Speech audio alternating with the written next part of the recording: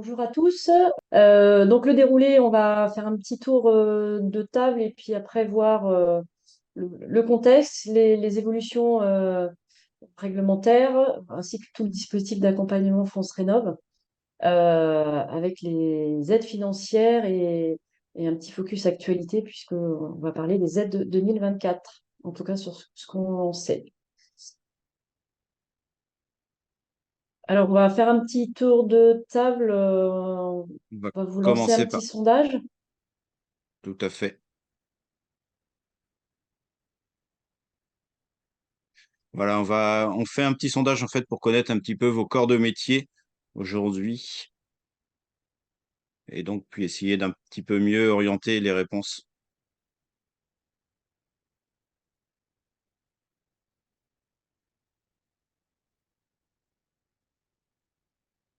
Il manque plus qu'une petite réponse.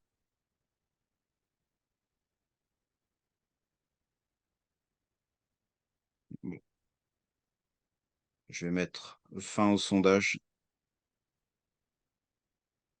partager les résultats. Donc en fait, nous avons donc 2 artisans, 3 maîtres d'œuvre et un Ok, donc architecte on a aujourd'hui. une répartition assez Oui, équilibrée, donc tant mieux.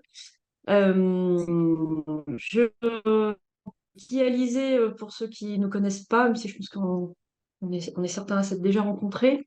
Donc on a 30 ans d'expertise sur la maîtrise de l'énergie. Donc on est déployé sur deux départements, le 44 et le 49, avec des différentes antennes. Donc je fais partie de l'antenne de Saint-Nazaire, donc Patrice fait donc, partie de l'antenne d'Angers, et nous avons aussi des collègues à Nantes.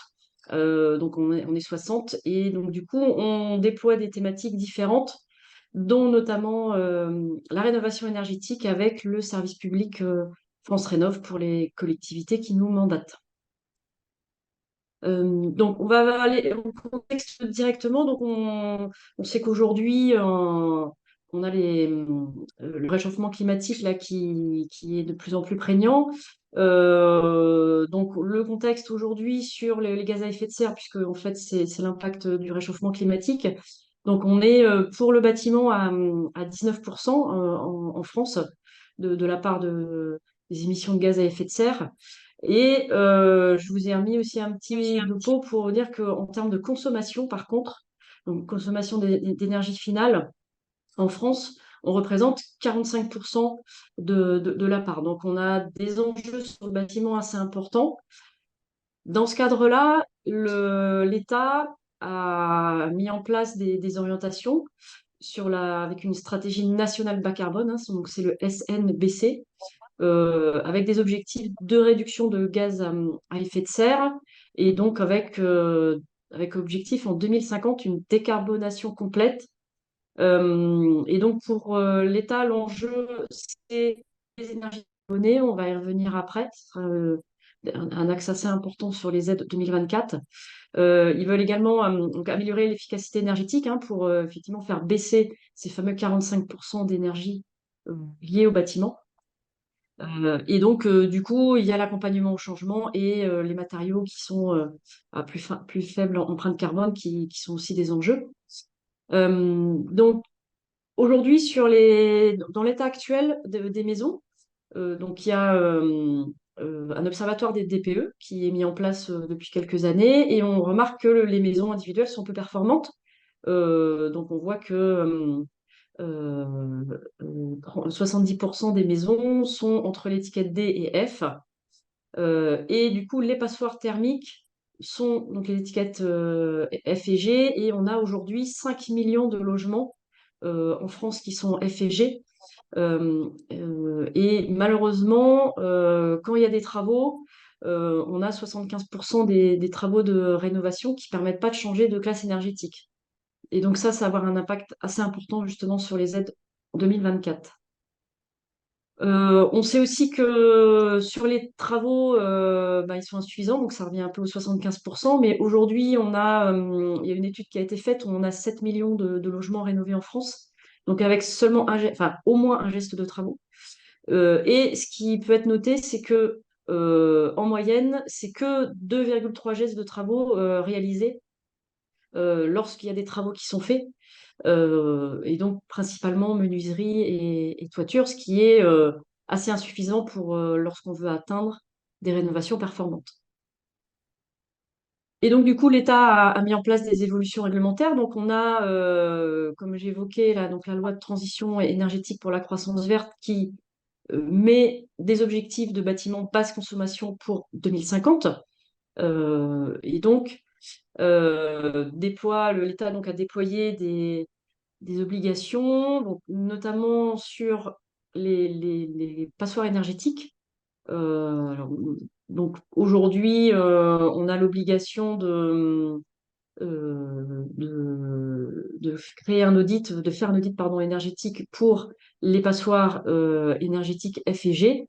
Et cette contrainte se déploie, euh, pardon, j'ai enlevé mon mail, se déploie sur les autres étiquettes au fur et à mesure des années pour qu'en 2034, ça soit les bâtiments étiquette D qui est l'audit réglementaire qui soit réalisé avant la transaction immobilière. Donc, pour dire que, en gros, 70% des maisons devront avoir un audit réglementaire d'ici 2034. Donc, c'est des contraintes qui s'ajoutent, enfin, qui se mettent en place, avec aussi des obligations sur les copros, avec également, alors plus la notion d'audit, mais ça sera plutôt la notion de plan pluriannuel de travaux, pour permettre de donner donc des objectifs un petit peu plus clairs pour l'ensemble des propriétaires des lots, pour connaître un petit peu la liste des travaux, le prix des travaux et ce qu'ils peuvent avoir en économie d'énergie et donc pouvoir phaser un peu ça. Donc l'État a déployé aussi des contraintes en termes d'années pour qu'en 2026, donc pour dire que c'est demain, toutes les copros auront cette obligation-là. Donc c'est alors pour des copros de plus de 15 ans. Donc ça se déploie assez fortement. Et donc du coup, là, on parle audit réglementaire et DPE. Je vous propose de faire un petit quiz sur cette thématique-là. Je te lance. Alors du coup, euh, je vous propose de répartir les éléments. Alors, ouais, vous avez une répartition quand vous mettez la petite souris sur par exemple, opposable juridiquement. Voilà, vous choisissez soit DPE, soit audit pour savoir si ça fait partie du DPE ou de l'audit. Je ne sais pas si vous avez des questions sur le sondage, enfin, sur le petit quiz. Donc, ce que je vous propose, c'est peut-être Tu veux qu'on de mettre fin clôt au sondage. On voit qu'il y a des choses qui se dégagent? des éléments qui sont pas forcément très clairs Ouais. entre DPE et audit. Donc ça Je tombe mets, bien, euh, je mets puisqu'en fin. fait,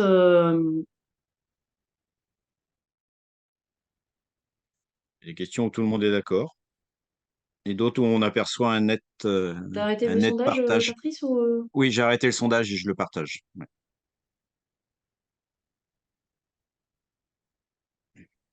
Alors, ce que je vous propose, c'est que donc, effectivement, sur les Je peux permettre de différences. Ah, passer, oui. ouais, c'était pas ça que je voulais mettre. Bon, c'est pas grave, je vais passer. Donc, sur les préconisations, donc en fait, le DPE, ça montre que l'étiquette énergétique du logement. Donc ça veut dire qu'on est donc effectivement il est opposable juridiquement, mais il permet que d'identifier des préconisations qui sont des valeurs par défaut sur ce document-là. Contrairement à l'audit réglementaire qui lui est sur des préconisations techniques et aussi opposable juridiquement. Mais du coup, fixe des scénarios de travaux VVC, que ce soit en une étape ou en trois étapes, euh, et donc qui rentre dans un détail technique plus poussé. Et donc, c'est vraiment plus l'audit qui doit être utilisé. Donc, comme je vous disais, pour les transactions aujourd'hui, pour les passoires énergétiques, alors que le DPE, lui, est systématiquement réalisé lors des ventes. Donc voilà, donc on a vu un peu les aspects réglementaires. Donc sur les services d'accompagnement, comment ça se passe sur Cap Atlantique? Euh, le dispositif de l'État, donc on est sur trois axes pour la rénovation performante. Les incitatifs, on va y revenir. Les services d'accompagnement, donc là, je vais vous les présenter et on vient de voir les obligations. Donc, sur les services, le service public France Rénov déployé sur Cap Atlantique. Donc, vous avez donc en haut à gauche sur les opérateurs, sur les gens qui sont modestes et très modestes. Et donc là, vous avez ce qu'on appelle l'opérateur ANA. Et donc, c'est en interne à Cap Atlantique, c'est Cap Info Habitat qui prend le relais. Donc, les conseillers France Rénov que j'évoquais, qui sont à Alizé, donc mes collègues d'Alizé, eux prennent en charge les profils qui sont plutôt intermédiaires et supérieurs. Donc, vous avez aussi une assistance juridique qui existe pour tout le monde. Voilà, vous pouvez orienter aussi vos clients vers eux. Donc, il y a la NIL, mais il y a des agences départementales qui sont la NIL. Donc, il y en a une à Nantes notamment. Et France Rénov, bah, c'est aussi pour vous les pros, un accompagnement des professionnels. Et donc, ça fait partie, comme aujourd'hui le webinaire qui est en cours, ça fait partie de l'accompagnement des pros qui est proposé aussi par Cap Atlantique. Alors, le service public France Rénov, c'est quoi? C'est une mission de service public d'intérêt général. Donc, c'est vraiment de l'information et du conseil qui est donné particulier pour tout le monde, hein. Donc, encore une fois, tous les profils peuvent aller voir un conseiller, voilà, parce que c'est simplement une info, même pour avoir une info technique. Et donc, c'est vraiment un service gratuit, donc qui est financé par les collectivités, l'État, la région. Donc, c'est vraiment un service qui est public et qui est indépendant des fournisseurs d'énergie. Donc, voilà, France Rénov, c'est vraiment ce service-là sans intérêt commercial. Et donc, comment ça se passe pour vos clients quand vous êtes sur le territoire de Cap Atlantique? Donc, vous avez donc l'accompagnement avec un conseil téléphonique. Donc, ça, vous avez le numéro en dessous. Donc, n'hésitez pas à transmettre l'info à vos clients. Vous pouvez aussi leur dire de prendre un rendez-vous physique. Donc, il y a des permanences qui sont proposées par Cap Atlantique là, et qui sont donc à Kerbignou, donc à Guérande.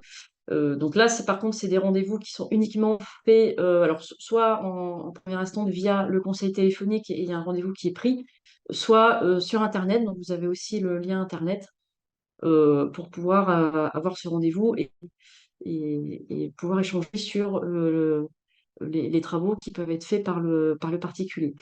L'enjeu, c'est effectivement pour les conseillers, c'est d'orienter vers une vision globale pour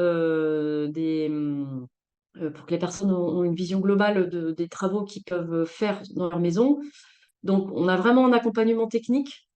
Alors là, sur le conseil d'Alizé, hein, on est sur ce conseil-là, donc intermédiaire et supérieur, euh, avec une aide à la définition du projet pour vraiment avoir cette vision-là. Et effectivement, aussi accompagner un petit peu plus, mais bon, je ne vais pas rentrer dans le détail parce que les aides 2024 changent un petit peu la donne à ce niveau-là. Donc, il y a effectivement le conseil financier également, hein, donc un point financier sur justement comment financer les travaux. Et il peut y avoir aussi une aide administrative sans déposer le dossier, évidemment, sur Internet. Alors, pour vous, les professionnels, bah, donc il y a des webinaires, des ateliers réno, des visites réno qui sont proposées donc aujourd'hui sur Atlantique, donc vous aurez l'agenda qui va permettre de voir ce qu'il y a comme autre propos sur le territoire. Donc on a tous ces ateliers-là hein, qui sont faits pour vous, pour vous donner de l'information, avec des flyers qui sont mis à disposition par le territoire. Comme tous les territoires, souvent ils ont des flyers que vous pouvez donner aux particuliers lorsque lorsque vous les avez en rendez-vous. Et effectivement, comme a évoqué Patrice en début, il y a des replays qui sont mis sur le site d'Alizé pour pouvoir revoir les webinaires qui peuvent être enregistrés. Ou des ateliers qui sont aussi enregistrés d'ailleurs, ça arrive aussi.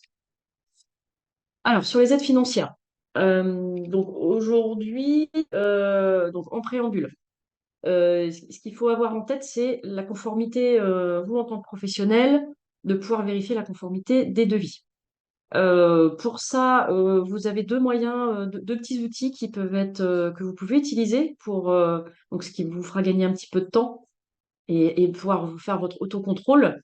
Vous avez un site d'autocontrôle des devis qui est fait euh, par, euh, donc par un espace info énergie. Donc là, vous aurez un lien directement pour pouvoir contrôler. Hein. Vous avez juste à mettre le niveau, enfin le corps de métier, et puis ça va dérouler. Et vous avez aussi, alors là, c'est plus par rapport à la notion d'RGE, des fiches d'autocontrôle des travaux.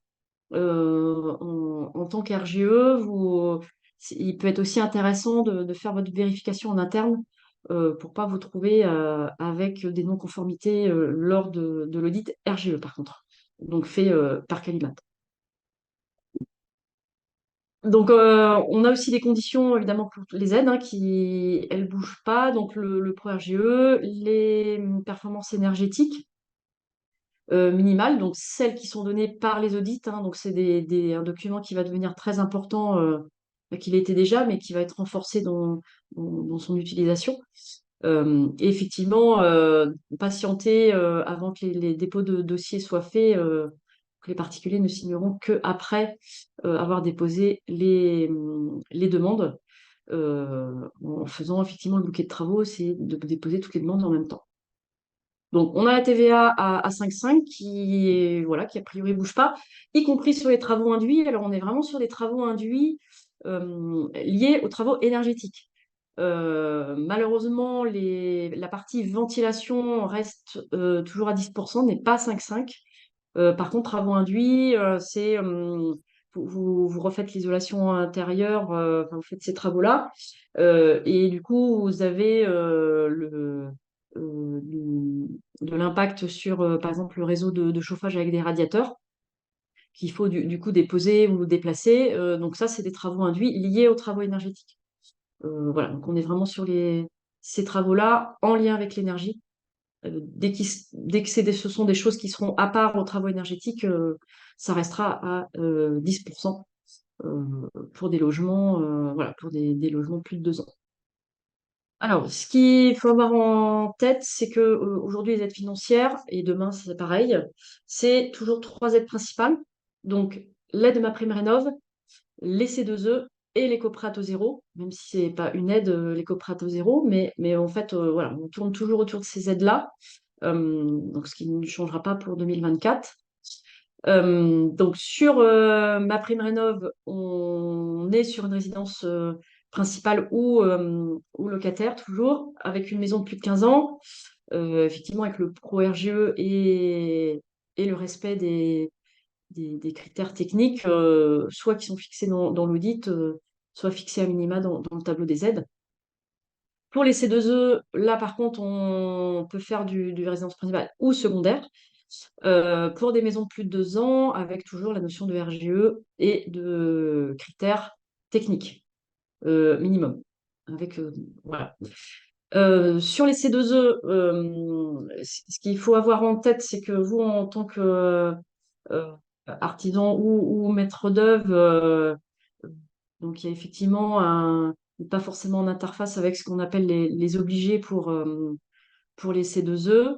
Donc ça reste toujours la même manière de faire sur les C2E poste par poste, quand les choses sont demandées poste par poste, avec une simulation financière que le ménage doit faire ou que vous pouvez faire si vous avez un partenariat éventuel. Ça existe. Et voilà, avec cette attente de devis qui doit être vérifiée avant d'être signée par l'organisme de financement. et qu'une fois que c'est validé, le ménage peut vous le signer. Voilà, le versement est fait donc à la facturation. L'éco-prêt à taux zéro, donc là aujourd'hui c'est 2 ans. Alors, RGE, bon, j'ai vu passer que certaines banques faisaient des éco-prêts à taux zéro sans être pour des entreprises qui ne sont pas forcément RGE. Donc, voilà, à suivre de près sur cette notion-là. J'ai vu que c'était pas forcément systématique.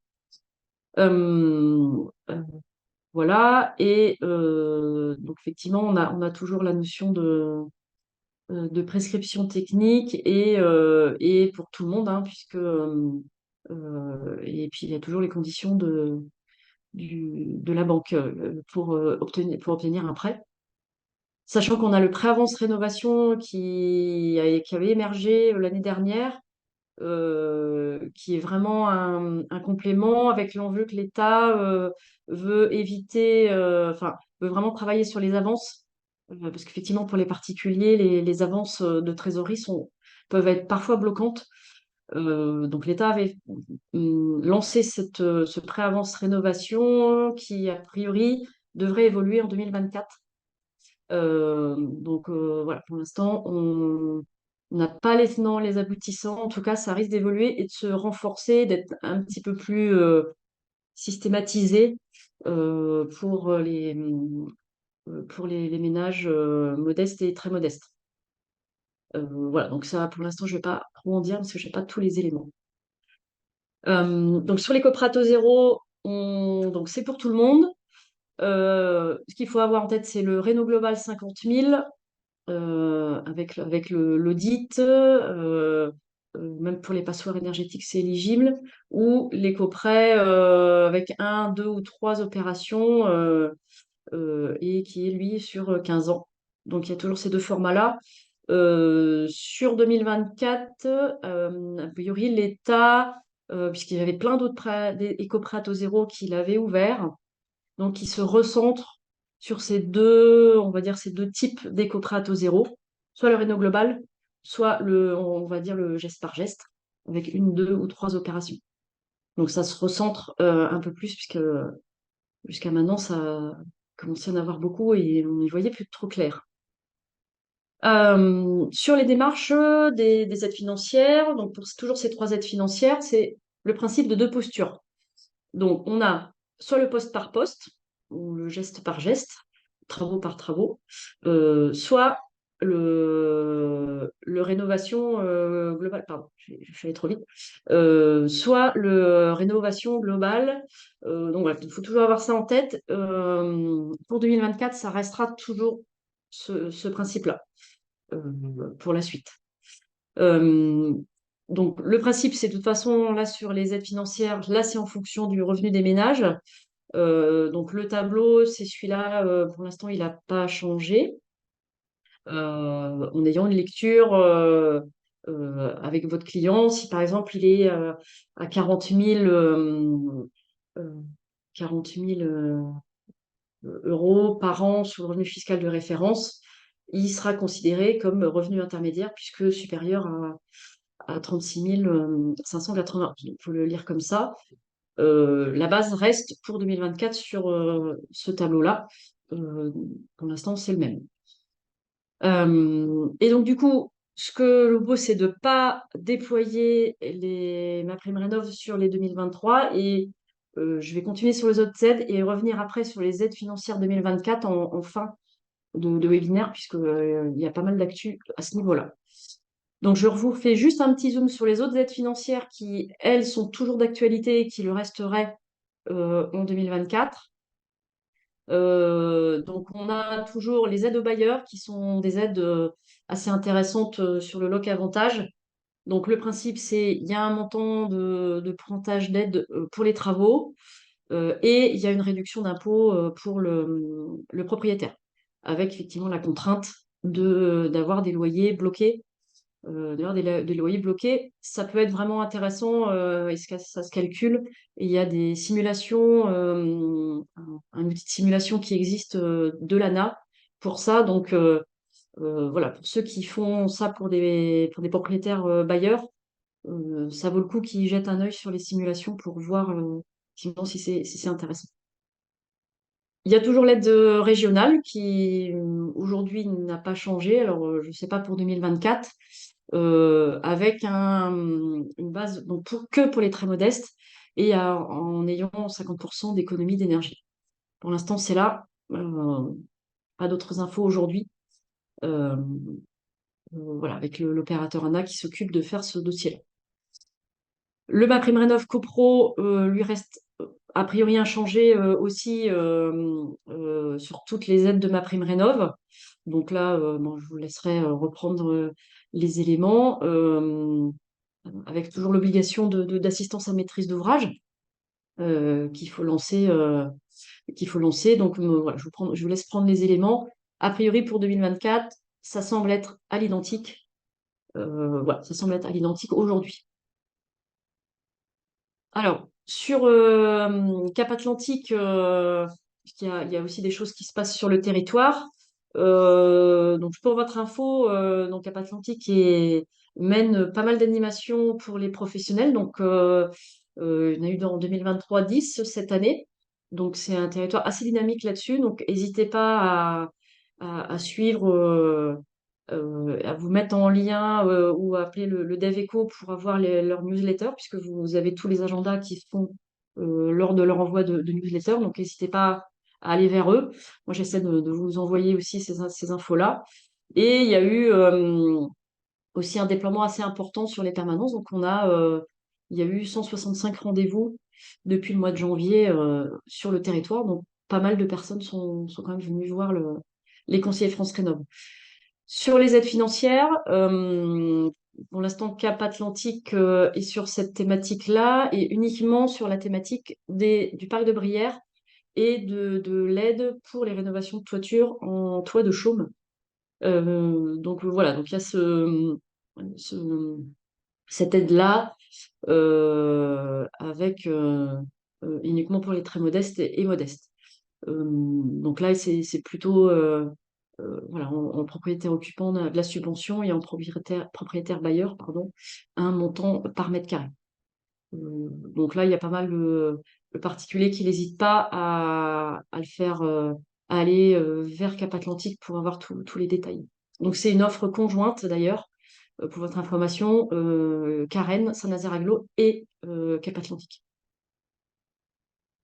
Donc en fait, en gros, sur la réno globale, donc ce qui est intéressant pour vous en tant que pro, c'est vraiment d'avoir un travail collaboratif de tous les pros, d'amener les particuliers à avoir une vision globale du projet et avoir effectivement des interfaces euh, qui sont bien anticipées entre vous et faire participer aux animations et pouvoir vous former pour que vous puissiez vraiment amorcer la réno globale au maximum. Donc voilà, sur les actus, je je, je sais pas s'il y a des questions plus que ça, mais je pense que l'attente se fait sur 2024, sur les aides 2024. Pas de questions pour Donc l'instant, mais du on coup, pourra peut-être voir les ça à la fin. dotations financières pour les aides 2024. Alors, ce qu'il faut comprendre, c'est que il y a toujours deux parcours. Donc le parcours non accompagné et le parcours rénovation globale. Enfin, le parcours geste par geste et le parcours rénovation globale. Ils appellent ça, donc ils ont changé l'intitulé. Le parcours geste par geste, ce sera le parcours non accompagné. Je vais vous expliquer pourquoi après. Et le parcours réno global va être identifié comme parcours accompagné. Ce qu'il faut savoir, c'est que aujourd'hui, l'État va obliger systématiquement qu'un DPE soit réalisé au préalable. Pourquoi? Parce que les passoires thermiques ne pourront pas aller, enfin en tout cas les clients qui ont des passoires thermiques ne pourront pas aller vers le parcours non accompagné. Toutes les passoires thermiques seront obligées d'aller en parcours accompagné. Donc l'État va obliger au moment de faire du questionnement des travaux, donc oblige à avoir un DPE, ou effectivement l'audit pourra aussi faire foi sur l'étiquette énergétique. Il faudra pas forcément, ça sera pas forcément obligatoirement un DPE. Si effectivement les gens savent qu'ils ont déjà des travaux à faire, peuvent déjà s'orienter vers l'audit réglementaire qui fera foi pour l'étiquette énergétique. Donc, ce qu'il faut avoir en tête, donc, c'est le même parcours non accompagné et parcours accompagné. Donc, on a toujours les deux démarches qui se mettent en place. Ce qu'il veut savoir sur le parcours non accompagné, donc c'est ce que je vous disais, pas d'étiquette F&G et les revenus supérieurs n'auront pas le droit également d'avoir ce parcours-là. L'enjeu de l'État qui s'est fait sur le parcours non accompagné, ça revient aux notions de décarbonisation que j'évoquais tout au début. En fait, l'État veut, à travers ce parcours-là, avoir une démarche de décarbonisation des logements, quand il y a des gestes de travaux et quand il n'y a pas de réno global. Du coup, ils sont sur un principe de prime forfaitaire par lot. Aujourd'hui, on n'en a pas les détails, donc je ne pourrais pas vous donner les informations. Et on peut toujours, comme le tableau Jasper Geste d'avant, on peut toujours cumuler ça avec des C2E. Donc les C2E, à aller chercher chez un fournisseur d'énergie qui vous permettra enfin, les gens feront une simulation de leur côté et pourront cumuler le tableau, enfin les aides geste par geste et les C2E. Voilà. Ce qu'il faut avoir en tête, c'est que il y a des travaux qui sont contraints, enfin les travaux sont contraints, avec notamment l'obligation de chauffage renouvelable. C'est-à-dire que comme l'État veut décarboner, il force à changer systématiquement le mode de chauffage. Voilà, c'est pas forcément super logique à travers la notion d'efficacité, mais en tout cas, ils veulent surtout décarboner et donc avoir obligatoirement un geste de travaux qui sera lié au chauffage et un autre geste qui pourrait être financé, euh, qui sera optionnel, qui pourrait être en plus de travaux d'isolation, de travaux d'isolation ou d'autres travaux qui peuvent être complétés. Donc ça, c'est le principe du non accompagné. Et après, on a le parcours accompagné. Alors lui, donc ce que je vous disais, il est obligatoire pour les FEG et il est pour tout le monde, comme la prime Réno Global qui était précédemment, hein, qui était aussi pour tout le monde. Donc là, il cherche la performance du logement. Donc sur les primes, donc les aides financières, donc on n'est plus du tout sur une aide forfaitaire, comme on pouvait avoir avant avec un forfait Réno Global. On est systématiquement par des aides qui sont un pourcentage de travaux. Ce pourcentage de travaux-là, on va rentrer dans le détail après. Donc, c'est un pourcentage hors taxe des travaux et en fonction du revenu, donc c'est pour ça que les catégories de revenus restent toujours présents. En fonction des revenus, ça oscille entre 35 et 90%. Voilà, parce qu'il peut y avoir aussi un bonus qui se met en place, enfin 25 et 90% selon certains bonus. Je vais y revenir dans le détail après. Ce qu'il faut savoir, c'est qu'il y a un plafond qui se met sur le TTC. Donc là, il y a aussi un pourcentage qui est fait et en fonction des revenus. Donc, en fait, il y a plein de, de contraintes qui se mettent. Alors, sur les travaux éligibles, donc on parlait de classe énergétique, comme je vous disais tout au début, c'est qu'on a 75% des logements qui ne sautent pas de classe énergétique, enfin, enfin, voilà, qui ne sautent pas de classe énergétique. Donc, l'État a voulu forcer les sauts de classe énergétique. Donc, on n'est plus sur des gains énergétiques comme on pouvait avoir entre les 35% ou les 55%, mais on est sur des sauts de classe. Donc ça, ce sont les nouveaux critères. avec au moins absolument au départ la ventilation en première étape, systématique, et au moins 2 gestes d'isolation. Donc ça veut dire qu'il y a un minimum de travaux, et notamment le confort d'été par rapport à l'inconfort thermique estival. Donc les travaux de confort thermique, d'un confort thermique d'été sont intégrés. Aujourd'hui, on n'a pas le détail de ces travaux-là. Ce qu'il faut savoir aussi, c'est que jusqu'à maintenant, on avait les C2E Réno Global qu'on a pu présenter à diverses reprises. Et aujourd'hui, les C2E Réno Global seront intégrés au forfait de travaux. Donc ça veut dire que le pourcentage que je vais vous montrer après intègre les C2E Réno Global. Donc ça donne quoi sur le tableau? Donc le parcours accompagné, alors je vais revenir après sur la notion d'accompagnement. Donc pour tout le monde, et donc le tableau, donc les pourcentages de travaux se font en fonction des sauts de classe. Plus on saute de classe, plus on peut avoir un taux important, et surtout, c'est que le plafond augmente. Donc on voit que pour une étiquette en F et G, et si on atteint le B ou le C, donc on peut avoir un plafond très important, donc 70 000 euros hors taxe de travaux, donc c'est assez important. Hein, si on peut, des notions des fois on arrive assez facilement quand même sur des travaux de réno global à 100 000 euros de travaux. Donc du coup, voilà, on a donc ce pourcentage de travaux-là qui se met en place, hein, donc 80, par exemple, pour les très modestes.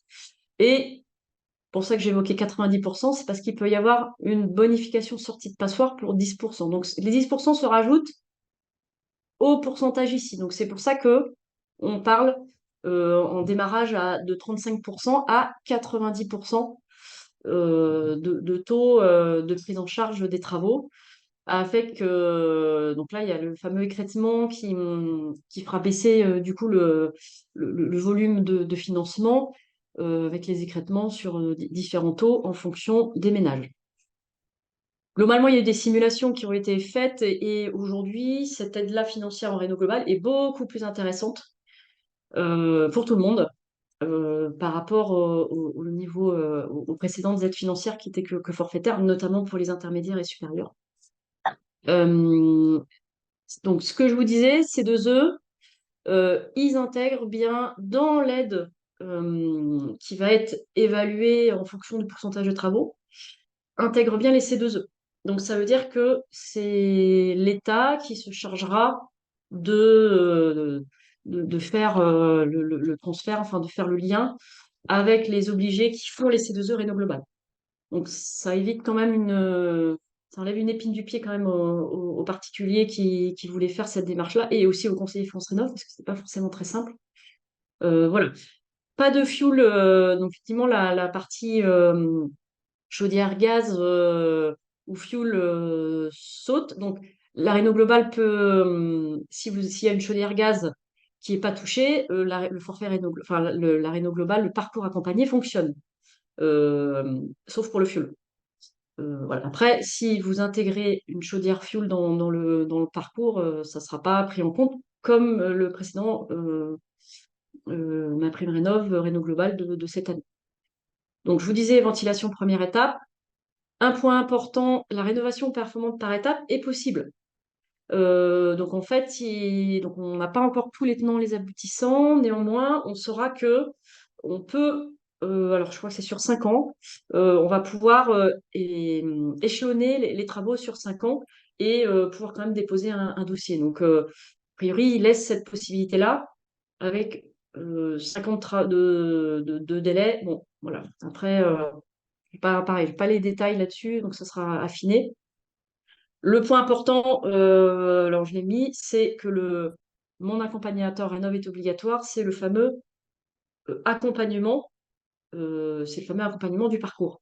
C'est pour ça qu'on le nomme parcours accompagné, parce qu'il y a obligatoirement mon accompagnateur Rénov qui rentre dans le circuit, obligatoirement. Juste un petit rappel sur les C2E coup de pouce Renault, enfin, c'était l'ancien coup de pouce Renault Global. Juste pour dire que, à mon avis, les contraintes, alors aujourd'hui, je n'ai pas d'infos plus que ça. Ce que je sais juste, c'est que la barre TH 164 va être réécrite pour caler avec l'audit réglementaire. Néanmoins, les contraintes sur vos métiers seront toujours là, avec les notes de dimensionnement, avec des fiches techniques de matériaux, voilà, avec un regard qui va être certainement fait aussi par les obligés qui ne vont pas donner l'argent sans avoir un niveau de contrôle des travaux réalisés. Donc il y aura toujours cet enjeu-là qui sera là, avec l'évolution sur la barre TH 164 qui va être adaptée aux méthodes de calcul 3CL 2021. Donc, on attend l'arrêté qui va arriver. Alors, je vous disais mon accompagnateur Rénov. Donc, acteur qui va être maintenant obligatoirement un interlocuteur pour vous et pour le particulier dans son parcours accompagné. Donc, parcours Rénov global. Pour rappel, donc mon accompagnateur Rénov, donc c'est le petit bonhomme en bleu sur la gauche. C'est une personne qui traite avec le particulier uniquement. Et qui doit être neutre et indépendant des travaux réalisés. Donc, il y a le système à droite avec les artisans et le maître d'œuvre et le particulier qui veut faire les travaux. Mon accompagnateur rénov est quelqu'un qui sera à part, un espèce d'assistant à maîtrise d'ouvrage pour aider le particulier à y voir un peu plus clair. Et du coup, alors, qu'est-ce qu'il a comme mission, le MAR? Il aura, donc, à partir du moment où il y a cet accompagnement-là, il ira voir le logement en première visite, donc il ira sur place pour continuer éventuellement le travail du conseiller France Rénov qui aura pu amorcer un petit peu une vision globale. Donc, lui, il va continuer à orienter la vision globale. Il va réaliser l'audit ou le sous-traiter. C'est la seule mission qu'il peut sous-traiter, c'est l'audit. Donc l'audit réglementaire, donc, puisque les audits sont convergents depuis le 1er octobre 2023, donc l'audit réglementaire et l'audit, ce qu'on appelle aussi l'audit incitatif, c'est le même audit, donc ce sera le même document. Donc, donc il fera l'audit avec les fameux scénarios qu'on évoquait tout à l'heure. Il y a un accompagnement aussi au montage, mais sans forcément faire à sa place, puisque ça, normalement, c'est plutôt un mandataire qui va le faire, donc on l'évoquera plus tard. Voilà, il peut y avoir aussi une vérification des devis. Alors, c'est pas un maître d'œuvre, puisque il ne va pas suivre les travaux. Il peut, si le particulier a des questions, euh, peut s'appuyer sur le MAR en disant, bah voilà, ils vont faire ça, il me pose cette question-là, je ne sais pas quoi répondre. Voilà, après, c'est pas de la maîtrise d'œuvre, il n'a pas cette responsabilité-là. Par contre, ce qu'il a comme responsabilité, c'est que une fois que les travaux sont finis, euh, c'est d'être présent pour être sûr que l'usager, le client, prenne bien en main tous les nouveaux aspects du logement, que ce soit en termes de ventilation, par exemple, de bien le sensibiliser à l'entretien, de bien le sensibiliser à regarder comment ça fonctionne, etc., d'être sûr que les choses se mettent bien en place pour le particulier, de bien faire ce lien-là. Donc, il va simplement vraiment repréciser aux particuliers de faire une réception de travaux et de récupérer les fiches techniques, d'avoir des questions. Voilà. C'est vraiment un appui aux particuliers. Donc, qui peut être mon accompagnateur rénov, donc architecte, donc c'est la seule structure qui pourra faire donc qui pourrait être et mon accompagnateur rénov et qui pourra faire la maîtrise d'œuvre. Donc là, les procédures sont plutôt simplifiées. Donc, ce qu'il faut savoir, c'est que là, les agréments sont ouverts. Donc, les bureaux d'études qui sont RGE, les collectivités, puisque aujourd'hui, mon accompagnateur Rénov, en fait, c'était déjà les collectivités qui faisaient cet accompagnement-là à travers les conseillers France Rénov. Donc, beaucoup de collectivités sont déjà structurées pour être mon accompagnateur Rénov. Donc, un certain nombre vont déposer des dossiers d'agrément. Du coup, ça va enclencher pour les personnes du territoire un accompagnement, un service public d'accompagnement MAR. Il y a aussi des sociétés de tiers-financement. Voilà, je pense que tout le monde a vu passer le roi Merlin qui valorise tout ça. Voilà, sans rentrer dans le débat de la posture de Leroy Merlin et de de sa neutralité. Euh, alors, ce qu'il faut comprendre, c'est que le MAR, donc les collectivités vont, pour certaines, proposer le MAR en interne. Pour ce qui est Cap Atlantique, aujourd'hui, il y avait déjà cet accompagnement-là fait par les conseillers France Rénov', donc là depuis quelques années. Donc Cap Atlantique va prolonger cet accompagnement-là et donc va proposer le MAR au sein du service public de Cap Atlantique. Il sera fait par la structure qui fera par les conseillers France Rénov'. Hein, donc ça, pour Cap Atlantique, c'est acté comme ça. Néanmoins, un particulier qui veut pas entendre parler de service public pourra toujours utiliser un MAR de son côté, faire un dépôt de son côté. Enfin, les structures peuvent être indépendantes. Il n'y a pas, voilà, sachant qu'effectivement, il y a du financement qui sera un petit peu différent, effectivement, selon le parcours que le particulier a. Voilà, vous avez le site de demande d'agrément que je vous ai mis. L'agrément se fait savoir-être, compétences. Voilà, faut pas avoir un diplôme de bâtiment, mais faut avoir une connaissance autour du bâtiment et être structuré pour pouvoir répondre, puisque c'est un agrément national. Et donc, il y aura, pour exemple, les collectivités doivent prouver comment elles vont faire les audits thermiques si elles n'ont pas d'auditeurs et de personnes ayant cette compétence-là en interne. Donc, il y a des choses à préparer. Sur les étapes, donc, je vous disais, l'agrément est en cours et ouvert pour vous. L'objectif de l'État, c'est que au 1er janvier 2024, donc, le loc avantage, MaPrimeRénov' avec les deux parcours, enfin le parcours accompagné que je vous disais, va être obligatoire avec un accompagnateur rénov'. Alors là, j'ai laissé quelque part la diapo, enfin la notion de MaPrimeRénov' Sérénité qui n'existe plus, puisque maintenant c'est MaPrimeRénov' parcours accompagné. Donc là, on a l'obligation d'avoir mon accompagnateur rénov', une personne qui a été mandatée par le client avant de déposer le dossier MaPrimeRénov' au niveau de l'État.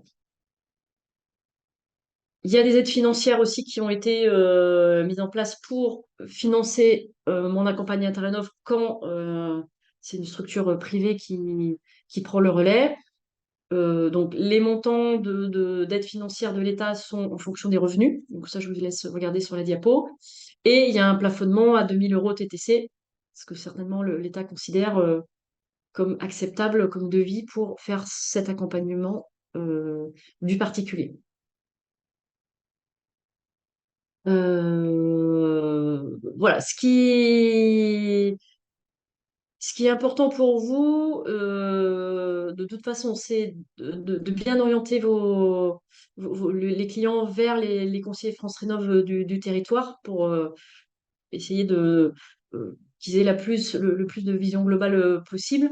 Vous, effectivement, essayez d'apporter cette vision globale-là et effectivement d'envoyer les particuliers au conseiller France Rénov' pour continuer à travailler dessus et voilà, d'utiliser les outils qui sont aujourd'hui très présents et qui vont se déployer, notamment de type audit, euh, pour clarifier les prescriptions techniques, d'ailleurs, de votre côté déjà. Donc pour bien associer les bonnes prescriptions techniques et pouvoir aussi discuter et bien accompagner les clients. Donc ça, c'est des choses importantes en tant que professionnel. Il y a aussi un argument que vous pouvez leur donner pour partir vers de la réno globale, c'est que aujourd'hui, il y a une étude des notaires, enfin, qui est faite tous les ans d'ailleurs, sur la valeur verte des biens, et ce qu'on peut voir, c'est sur la Loire-Atlantique, pour une étiquette énergétique D, donc ça c'est la ligne, la valeur de base. On voit que les maisons BBC donc sont 8% au-dessus la valeur D et que les FG sont 11% en dessous. Donc on voit qu'il y a quand même un écart de prix sur la valeur du bien. Donc ça peut être des arguments que vous pouvez aussi donner aux clients, à vos clients pour essayer d'aller vers la réno globale, pour essayer de valoriser leurs biens, y compris les propriétaires bailleurs qui peuvent être des fois un peu réticents à vouloir faire un peu le minimum, alors que bah, derrière, c'est de l'investissement positif. Ce que je peux vous donner aussi comme, puisque je regarde l'heure, euh, donc des MOOC qui sont là pour vous, qui peuvent être intéressants, notamment sur le bâti ancien, un petit outil qui est en cours, donc qui est vraiment très intéressant. Ils vont permettre de regarder ça tranquillement chez vous. Euh, alors, on évoquait la rénovation performante par étape, qui est une chose qui était intégrée et qui allait être intégrée aux nouvelles aides financières. Vous avez des choses qui sont sorties avec des fiches gratuites publiques qui sont à votre disposition, qui vous précisent un petit peu toutes ces notions d'interface, d'interaction avec les éléments de dialogue entre les corps de métier. Ça peut être des choses intéressantes. Avec cette étude ADEME-là, d'ailleurs, ce qui est évoqué, c'est surtout des travaux non dissociables. Essayez d'avoir ça en tête. On pense notamment aux menuiseries et parois. C'est des choses vraiment assez importantes qu'il faut essayer de liaisonner au maximum avec la notion de ventilation la première étape, mais bon, ça aujourd'hui l'État le fixe, le bloque, donc à la limite tant mieux. En tout cas, vous avez des traitements d'interface quand vous faites une étape et après l'autre. Comment anticiper les travaux en première étape? C'est des choses, voilà, qui jeter un œil, ça peut être vraiment intéressant. Vous re-questionner sur les pratiques et voir ces petites choses-là. Mandataire, c'est ce que je vous disais tout à l'heure. Donc là, c'est vraiment la personne qui peut déposer au nom du client le dossier de ma prime d'offre. Ça reste toujours d'actualité. Donc c'est soit déposer le dossier et ou récupérer l'argent. Donc ça, vous avez les deux possibilités, hein. Donc ça, c'est toujours ouvert pour vous, les professionnels, à n'importe qui. Un petit outil d'interface, vous disiez la coordination de travaux est importante euh, pour bien, euh, pour bien avoir une réno globale et qui soit performante. Il y a des outils qui existent, qui ont été créés, enfin un qui a été créé par la CAPEB et la FFB, qui est Check Réno. Voilà, testez-le pour vous caler en interface sur vos chantiers. Alors ça peut être vous en interne avec vos équipes ou deux artisans entre eux. Voilà, ça peut être des choses qui peuvent être intéressantes. Apparemment, c'est assez intuitif. Voilà, je peux que vous recommander de le tester et voir comment vous pouvez l'utiliser pour vous faire gagner du temps, en fait, hein. C'est un peu ça l'enjeu aussi. En termes de formation, pensez aux formations CAPEB, FFB, là où j'ai mis TICO. Il y a pas mal de formations qui existent et qui peuvent être assez intéressantes pour continuer à avoir la finesse de technique. Euh, et après, donc, comme je vous disais, dans l'agenda, il reste pas beaucoup de dates sur les 10 animations. Voilà, les prochaines, ça sera le 8 décembre sur l'atelier bâti ancien qui se déroulera à Guérande avec la présentation de Maison Paysanne. Et après, un atelier IMO pour les agences IMO, plutôt le 15 décembre, parce que effectivement, la base de la thermique, je ne pense pas euh, que vous en ayez besoin. Euh, voilà, peut-être, je ne sais pas s'il y a des questions. Patrice, est-ce qu'il y a des questions? Il y en a une auquel j'ai répondu. Par contre, s'il y en a d'autres, n'hésitez surtout pas à rouvrir vos micros à la limite et à les poser directement. Il n'y a pas de problème maintenant. Ou toujours à les poser sur questions-réponses si vous souhaitez, sur le petit onglet en bas.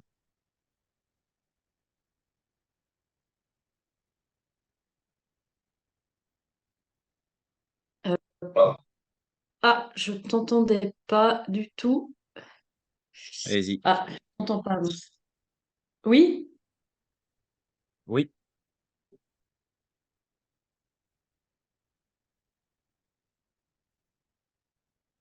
plutôt un merci, donc tout va bien. Je t'entends. Alors, j'ai une question qui nous demande, les Oui. C2E sont plus accessibles au foyer supérieur. Euh, Alors, les C2E, si. Alors, les C2E, Ici, en geste par geste, c'est pareil. Je pense que ça, il n'y a pas de souci. Et en Réno Global, ils sont intégrés à l'aide financière de 2024, ils vont être intégrés dedans. Mais si, si, ça, ils ont toujours été accessibles hein, ouais. pour En fait, je pense qu'il y a, les personnes. il y a une certaine confusion qui se fait entre ma prime rénov, geste par geste, et les C2E. Aujourd'hui, c'est ma C'est prime ça, rénov qui n'est plus accessible aux foyers aux revenus supérieurs, alors c'est que les ça, C2E, eux, le sont toujours. c'est ça, exactement.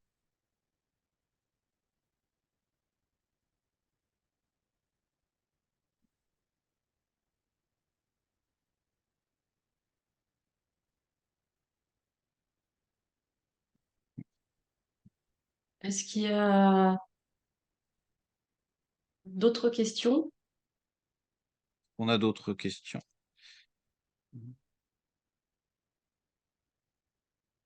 Ok. Je vais vous lancer dans ce cas-là. Attendez, si peut-être. Hop, hop, ok, je vais vous lancer un petit sondage de fin de webinaire. Voilà, je fais mon tour. Lancer. Une petite enquête de satisfaction. Si vous voulez prendre quelques minutes, quelques secondes pour la remplir. Et je pense qu'après, nous pourrons clore ce webinaire en vous remerciant tous de votre participation et de votre écoute. Vous recevrez donc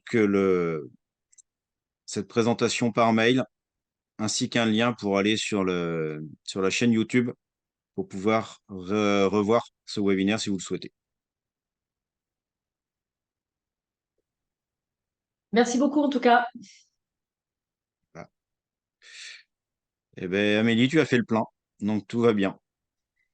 Écoutez, on va donc vous remercier. Je vais couper moi l'enregistrement et vous souhaiter une bonne journée.